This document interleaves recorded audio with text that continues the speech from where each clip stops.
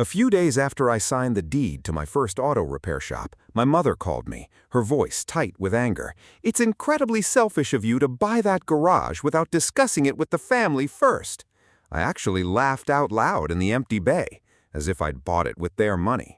I stood alone on the pristine epoxy floor I'd spent 10 years dreaming about, staring at a fold-out table set with steaks going cold by the grill and a custom neon sign spelling out Miller Auto that was already starting to buzz annoyingly. And I realized I wasn't sad. I was done. That's different. Sadness wants a resolution. Done is a heavy steel door slamming shut. It's a sound so quiet you almost miss it, except it permanently alters everything that comes after. My family was supposed to be there an hour and 47 minutes ago.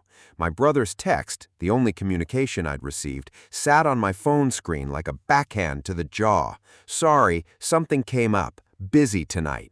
6 words, no phone call, no explanation, no congratulations on the biggest achievement of my adult life. 6 words for a decade of bleeding knuckles and overtime. I put my phone face down on the stainless steel workbench. Then I grabbed the $150 bottle of bourbon I'd bought specifically for this night, the one I foolishly thought might make my old man smile and finally say he was proud of me, and I poured it straight down the floor drain. The hollow splashing sound it made hitting the pipes was the most honest thing I'd heard all night. My name is Liam Miller. I turned 30 the November before I bought that shop. I'd spent almost my entire 20s grinding toward one hyper-specific, fiercely concrete goal: owning a 3-bay independent garage with industrial brick facade, hydraulic lifts, and a small glass-fronted office on the corner of a busy avenue. I know how that sounds to people who don't get it. Trust me, I've heard every variation of the lecture. That's not a business plan, Liam. It's an obsession. You're 30 and you've never taken a real vacation. Live a little, man. That last one was my older brother Derek's favorite line. Derek was 33, had never kept a savings account afloat for more than a single season, and cycled through leased sports cars the way normal people cycle through gym memberships. Derek once told me at a Thanksgiving dinner, right in front of our parents, our aunt, and our cousins, that I treated a bank account like a cult and fun like a crime. Everyone laughed. I just forced a smile, went home that night, and transferred another $1,500 into my commercial property fund. Here's what they never saw: the $42,000 I'd scraped together by age 25 while working as a low-level fleet mechanic for a logistics company in Charlotte, a city where I knew absolutely nobody. The $16 an hour starting wage that I manually clawed up to $34 an hour by jumping companies twice, earning my ASC Master Technician status, getting advanced hybrid and electrical certifications, and saying yes to every brutal overnight shift that the older guys refused to touch. They didn't see the windowless basement apartment I lived in for 4 years, a place so small I could practically touch the stove from my mattress. They didn't see the dented 2008 Ford Ranger I drove until the odometer hit 195,000 miles, the meal-prepped chicken and rice every single Sunday. From the outside, it looked like total deprivation, but it wasn't. It was engineering. I was assembling a life. And on April 14th at 2:15 p.m., sitting in a mahogany-paneled conference room in a commercial real estate firm in Greensboro, North Carolina, I signed my name 43 times. I handed over a cashier's check for $54,600, my down payment. No co-signers, no family handouts, not a single cent I hadn't bled for. The real estate attorney, a sharp woman named Sarah Vance, slid a heavy ring of brass keys across the table, smiled, and said, "Congratulations, Mr. Miller, the keys to the kingdom." I held that metal in my palm, and I swear I felt the crushing weight of a decade evaporate from my chest. The property was $315,000, a beautiful, sturdy brick garage on Commerce Street, with 3 deep bays, polished concrete floors, a small front office with industrial windows, and, I swear this is true, a rusted vintage wrought iron sign bracket hanging over the entrance that looked identical to the one I'd sketched in a grease-stained notebook when I was 12. I still have that notebook page. It's sitting in a black frame right now, hanging on the wall of my new office. The first thing I wanted to do was share it, not on social media, not with my old coworkers, but with my family. I know how pathetic that sounds given how things turned out, but you have to understand that the desire wasn't logical, it wasn't tactical, it was just that raw, basic instinct that makes a little kid run into the house after building something. Look what I made! Are you watching? I'd been running inside my whole life with my hands cupped around a spark, hoping they'd notice. And every single time my family would look up from their phones, shrug, and go back to whatever they were doing. But I genuinely convinced myself this time would be different. This time, the thing I built was too damn big to ignore.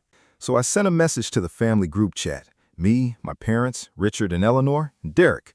I drafted it carefully. I attached a photo of me standing under the shop's brick archway, holding the heavy brass keys, grease on my forearms, smiling so hard it felt unnatural. Hey everyone, I officially closed on the shop today. I'm throwing a small cookout here this Saturday at 7 to celebrate. I'd love for you all to be there. Address below. It would mean the world to me. My mother replied, "Oh, wow, okay." Derek sent a thumbs up emoji. My father didn't respond at all. I told myself it was fine. They'd show up. Showing up was what mattered, not the texting. Saturday arrived. I spent the whole afternoon preparing. I bought prime ribeyes, seasoned them exactly how my father liked, made a massive batch of loaded potato salad, and prepped the industrial grill out back. I set up a solid fold-out table right in the middle of the main bay. I bought heavy-duty ceramic plates, nothing fancy, but clean, rugged, mine. I even bought a high-end Bluetooth speaker and put on a playlist of old-school blues and classic rock, the kind my dad used to blast in our driveway when I was a kid, back when the garage still felt like a safe place. By 6:30, the steaks were prepped, the shop smelled like charcoal and clean oil, and the bay looked like a pristine showroom for someone who had more hope than sense. At 7 o'clock, I sat down on a stool. At 7:05, I checked my phone. Nothing. At 7:15, I texted, "Grill's hot whenever you guys get here." No reply. By 7:30, my boot was tapping rhythmically against the concrete. The charcoal was turning to ash. The meat was sitting idle. At 7:45, I called my mother.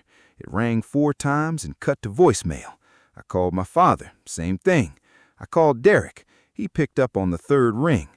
In the background, I heard heavy bass, glasses clinking, and loud laughter. A barbecue at my shop tonight, man. Where are you guys? A pause, the kind of heavy, cowardly silence that tells you everything before the words do. "Oh, yeah, I think Mom said something came up. I figured the whole thing was pushed back." "Who pushed it back? I didn't push it back." "I don't know, man. Look, I'm out with some people right now. Can we do this another time?" He hung up before I could even draw a breath. I sat on that stool for another 30 minutes. I don't know why. Maybe I was waiting for a miracle. Maybe I was just letting the final thread of hope completely unspool so I could see exactly how thin it really was. At 8:15, Derek's text arrived. "Sorry, something came up. Busy tonight." I read those 6 words 3 times. Then I stood up, killed the music, and started cleaning. I cleaned the way I do everything, thoroughly, systematically, without stopping. I wrapped the raw steaks in foil, packed away the food, and scrubbed down the grill. I swept the entire 3-bay floor, the rhythmic scrape of the broom sounding like the building itself was exhaling.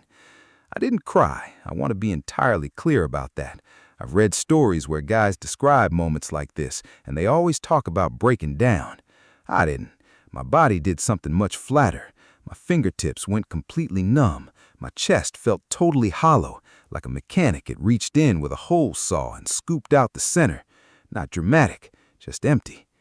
I've since learned there's a clinical term for it. Dr. Marcus Vance, a licensed therapist specializing in family systems whom I started seeing 2 months later, called it affective shutdown. He told me it's what happens when the emotional system has been overloaded so many times that it refuses to register new injuries in real time. Your body knew what it was dealing with before your mind did. It was already protecting you. At 11:48 p.m., there was a heavy knock on the shop's side door. I opened it to find Chloe, Derek's girlfriend of 6 months, standing under the security light holding a plastic-domed grocery store sheet cake. The blue frosting said, "Congrats," in smudged, bleeding letters. "Hey," she said quietly, I thought someone should bring something." I let her into the office because I didn't have the energy not to. She ate a piece of cake. I didn't. Finally, I asked the question that had been burning in my throat for hours. What came up? What was so important? Chloe looked down, pressing a frosting crumb flat with her fork. Nothing came up, Liam.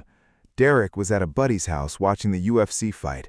Your mom posted a photo on Facebook around 6. She was at some antique market an hour away. I don't know about your dad.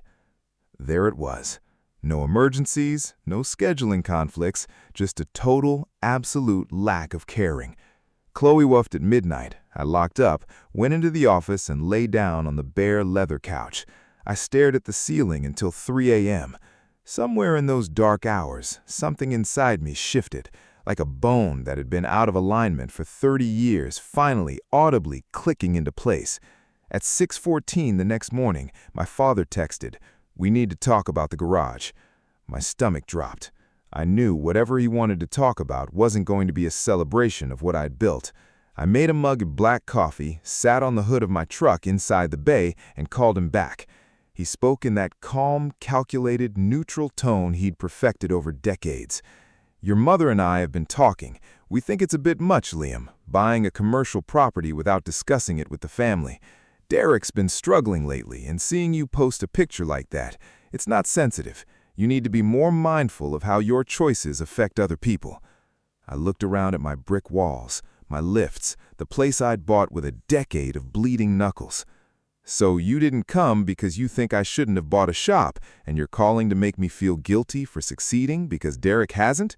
Liam, don't twist my words. Dad, just be honest. When I sent that photo of me holding the keys, did you feel happy for me, even for a second?" The silence lasted 4 seconds. I counted every single one. That's not the point. That was my answer. I went straight to the hardware store, bought a thick piece of oak, and used a soldering iron to burn these words into it. No family discounts, no family visits, no exceptions. I bolted it to the front chain link gate. I took a photo and posted it to my personal pages with the caption, "My shop, my rules." By 6 p.m., it had 4,200 shares. Strangers on the internet will sometimes understand your scars more clearly than the people who raised you. The comments on my post were overwhelming in their specificity, men and women sharing stories of promotions never acknowledged, graduations skipped, and milestones met with icy resentment by the very people who were supposed to cheer the loudest. One comment from a guy named Marcus in Ohio hit me like a sledgehammer. "I opened my own machine shop at 34, and my dad told me I was trying to outshine him. It took me years to realize that his insecurity was his burden to bear, not mine." Meanwhile, my phone was melting. My mother called 4 times before noon. I ignored every one. Derek texted, "What the hell, Liam? Take that post down. Mom is hysterical. Are you happy now?" At 4:17 p.m., my father called. I let it go to voicemail. His voice was tight with controlled, venomous rage. "You are embarrassing this family. This is not how we raised you. If that post isn't down by tonight, your mother and I will have to reconsider our relationship with you." Reconsider our relationship, as if they had ever genuinely been in one with me. I saved the audio file and kept the post up. On Monday morning, a reporter named Caleb Ross from the Greensboro Chronicle called. He wasn't looking for clickbait. He was a veteran journalist who covered local business grit. I invited him over on Tuesday. He sat in my office, drank cheap coffee, and listened for 90 minutes as I laid out the truth, not just about the ruined dinner, but the decade of grinding in silence. I gave him everything. Bank statements, tax returns, the closing documents from Sarah Vance, and screenshots of the group chat and my father's voicemail. Caleb's article ran on Thursday. The headline, "He spent a decade as a fleet mechanic to build his dream garage. His family boycotted the opening. Then the internet showed up." It blew up regionally within 12 hours. That's when the fallout escalated. On Friday night, my cousin Sean, my dad's nephew, sent me a long email. Reading it at my desk, my hands began to shake. Sean revealed things I'd never known. 3 years ago, my parents had secretly taken out a $20,000 personal loan to bail out Derek when he defaulted on a luxury car lease. They had thrown him a massive $2,500 surprise party for his 30th birthday at a high-end steakhouse. But the part that made my throat seize, the part that I had to stand up to read because sitting felt like suffocating, was this. Your mom told my mom 2 years ago that she was worried your obsession with buying a shop was unhealthy. She literally said she hoped you wouldn't succeed because she knew it would make Derek look bad and crush his confidence. They had actively rooted for my failure just to protect the fragile ego of their golden child. I walked to the shop sink, turned the faucet to freezing, and ran it over my wrists, a grounding trick Dr. Vance taught me to stop a panic attack. I forwarded the email to him. In our emergency session that Monday, Dr. Vance didn't look surprised. Liam, in family systems theory, this is an inverted identified patient model. You aren't the scapegoat because you're failing. You're the scapegoat because your success threatens the established hierarchy. Derek's constant dependency feeds your parents' need to be needed. Your independence proves that their parenting strategy with Derek was a failure. They can't handle that. The absolute peak of the crisis hit 2 weeks later. Sarah Vance, my real estate attorney, called me at work. My stomach hit the floor. Liam, I need you to stay calm. An attorney representing your parents just contacted my office. They're fishing for irregularities in your closing documents. Specifically, they're trying to argue that family funds were subtly mixed into your accounts over the years to claim an equitable interest in your commercial property. They were trying to legally hijack my garage. I sat at my desk for 15 minutes, completely numb. Then I drove straight to Sarah's office. We spent 3 hours auditing my entire financial history line by line. Every dollar was mine. Sarah sent a scorching cease and desist to their lawyer, warning that any frivolous filing would be met with a massive countersuit for harassment and abuse of process. I didn't stop there. I called Caleb Ross back and went entirely on the record about the legal threat. His follow-up article detonated like a grenade. Family of independent mechanic attempts legal raid on shop he earned a loan. The blowback was instantaneous. Their lawyer dropped them immediately to save his own reputation. My mother's online boutique, where she sold high-end knitted goods, was flooded with thousands of negative reviews overnight. She had to deactivate the page. Derek called me at 1:30 a.m., completely wasted, his voice cracking between anger and shame. You ruined everything, Liam. You blew up this family over a damn steak dinner. I said, no, Derek. I blew up a cult that wanted me to fail. I hung up and blocked all 3 of their numbers. 3 weeks later, a handwritten letter from my father arrived in my mailbox.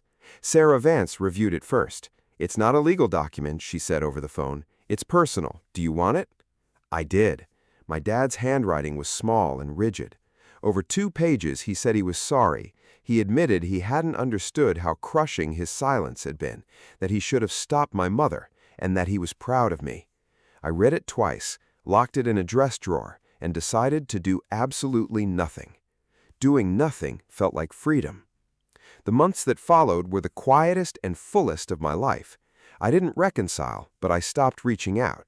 I stopped setting tables for people who wouldn't show up. And in that empty space, the right people arrived.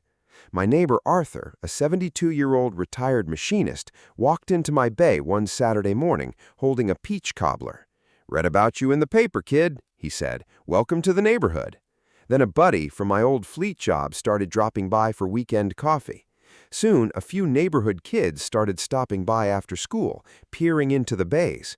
I began teaching them basic mechanics on Tuesday nights, how to patch tires, swap spark plugs, and bleed brakes. One 12-year-old kid named Leo successfully rebuilt a lawnmower engine in 3 weeks. When he showed his mom, she openly cried, then brought me a massive tray of homemade lasagna.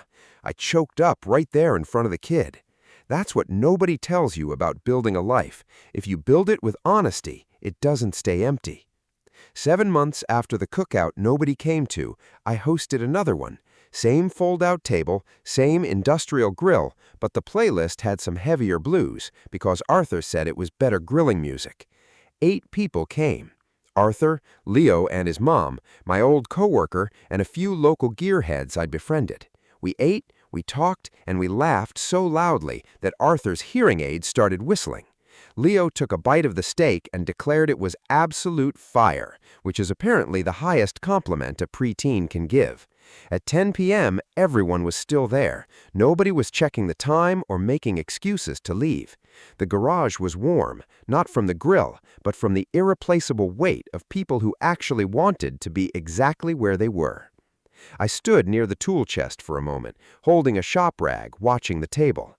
I thought about that first Saturday night, the cold meat, the buzzing neon sign, the silence that felt like a burial, and I cracked a smile, because I finally understood.